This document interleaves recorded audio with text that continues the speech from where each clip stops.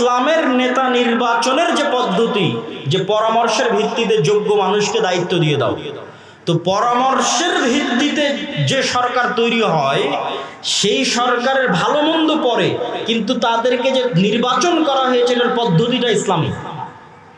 তো যারা এই পদ্ধতির মাধ্যমে ক্ষমতায় আসলে দেখবেন তাদেরকেও সরিয়ে চোর বাটপার লুটেরাদের ক্ষমতায় বসানোর জন্য যে ট্রাম্প কার্ড ব্যবহার করা হবে সেটার নাম গণতন্ত্র। আর এই গণতন্ত্রের সবচেয়ে বড় কুফল মুসলমানেরা ভোগ করবে কি দিয়ে? গোলামির স্বভাবকে জিইয়ে রাখার জন্য। যে মুসলমানদেরকে যে আমরা ইউরোপিয়ানরা 190 বছর ওদের মধ্যে গোলামির স্বভাব ঢুকিয়ে দিয়েছি, এই গোলামির স্বভাবটা জিইয়ে রাখার জন্য এদের মাথার উপর গণতন্ত্র চাপিয়ে দাও। এই কথা অনেকের কাছে বিরক্তিকর লাগতে পারে, কিন্তু আমি যুক্তির ভিত্তিতে কথা বলবো। যুক্তির ভিত্তিতে বলে আমার বক্তব্যের শেষের দিকে চলে যাবে। গণতন্ত্র দিয়ে ইসলাম প্রতিষ্ঠা হবে কিনা এটা আমার আলোচনার বিষয়ই নয়। গণতন্ত্র পৃথিবীতে জাস্টিস, ন্যায় প্রতিষ্ঠায় ব্যর্থ একটা শাসন ব্যবস্থা। গত 16 বছর বাংলাদেশের মানুষের উপর জুলম, খুন, গুম, আয়নাঘর গণতন্ত্রের নামে তৈরি করা হয়েছে।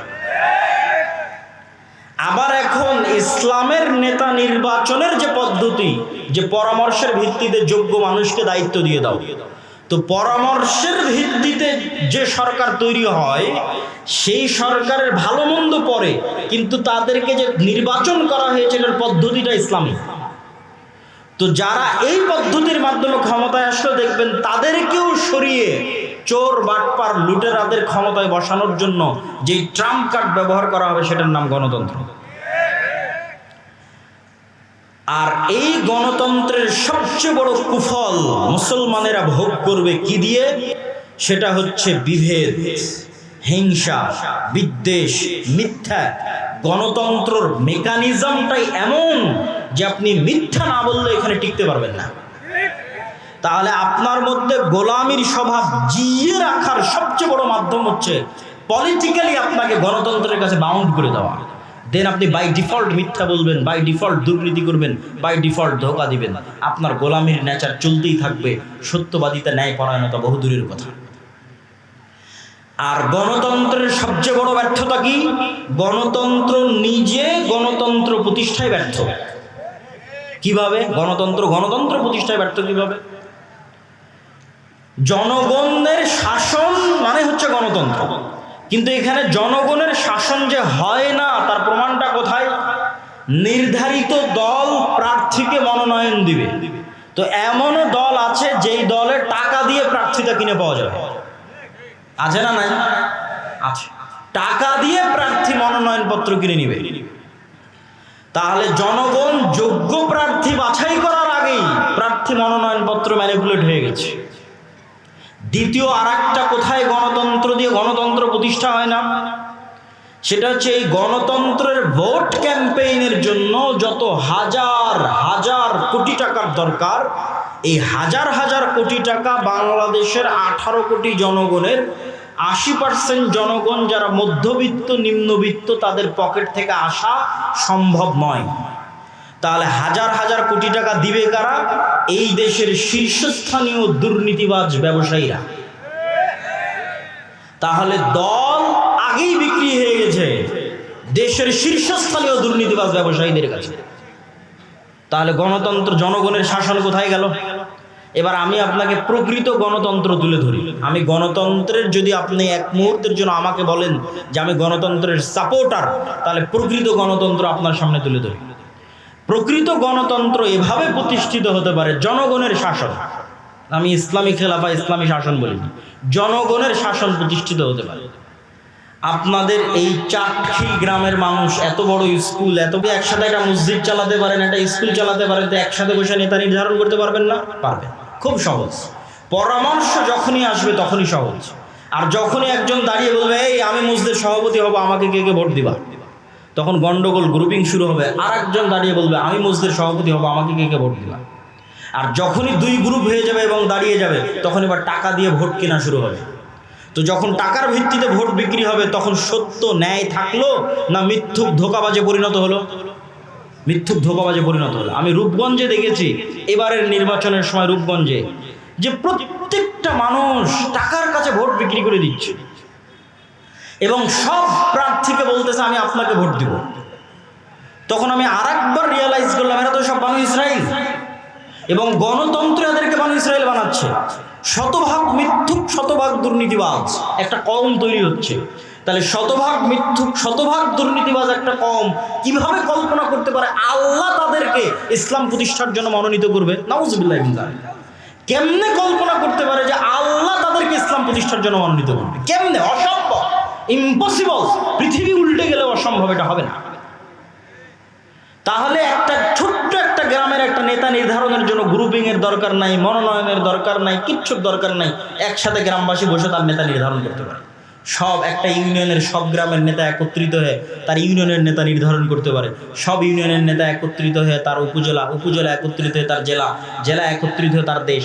নিচ থেকে যখন উঠে আসবে তখন গণতন্ত্র, উপর থেকে যখন চাপিয়ে দেওয়া হবে তখন এলিট ক্লাস দুর্নীতিবাজ ব্যবসায়ীদের শাসন প্রতিষ্ঠা হয়।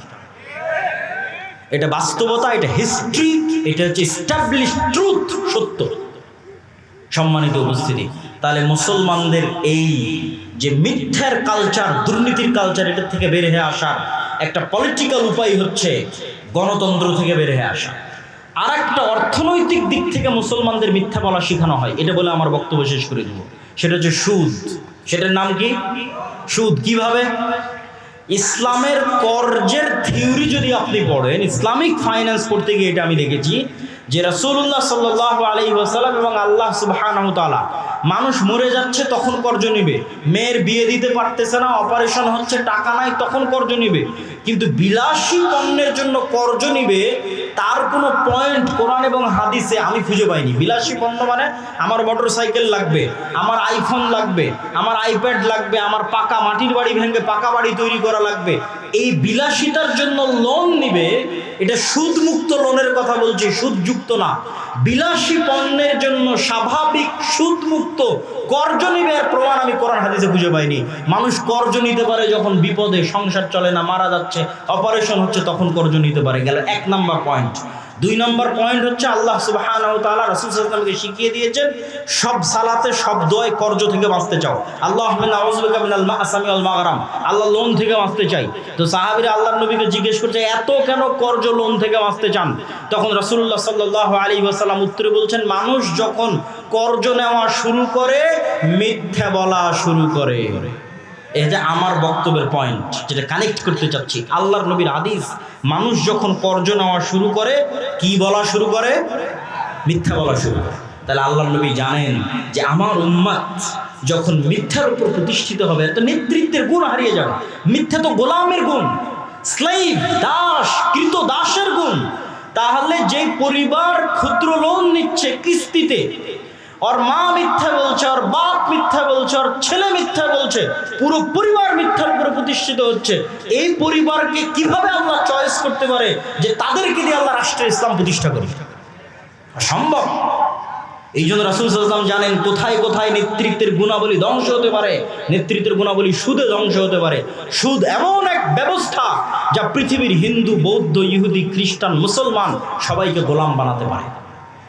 সম্মানিত উপস্থিতি, এই জন্য সমগ্র পৃথিবীতে অন ওয়ার্ল্ড অর্ডার এক সিস্টেম চলতে হবে।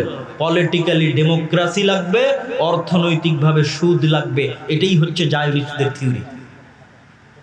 পলিটিক্যালি গণতন্ত্র, অর্থনৈতিকভাবে সুদ। এই দুটার বিরুদ্ধে যেদিন মুসলমানেরা যুদ্ধ করতে পারবে, এই দুটো থেকে যেদিন মুসলমানেরা মুক্ত হয়ে যাবে, ওই দিন মুসলমানেরা গোলামির জিনজির থেকে মুক্ত হয়ে যাবে। আল্লাহ সুবহানাহু ওয়া তাআলা আমাদের কবুল করুক। আল্লাহুম্মা আমিন। ওয়া আখিরু দাওয়ানা আনিল হামদুলিল্লাহি রাব্বিল আলামিন। আসসালামু আলাইকুম ওয়া রাহমাতুল্লাহি ওয়া বারাকাতুহু।